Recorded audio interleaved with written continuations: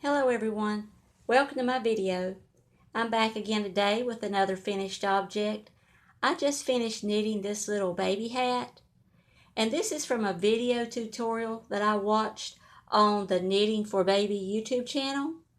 And for more information, I will put a link in the description box below. But I thought this was a really cute hat.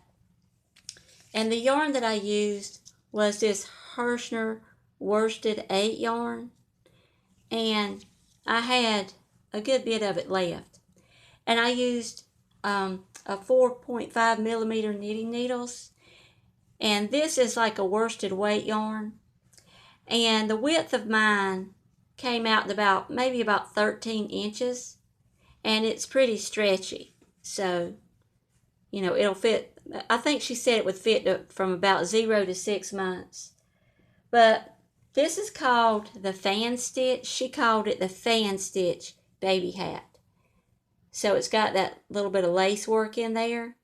But it was really fun to make. It wasn't boring because you kept changing, the stitch pattern as you work. But it is simple.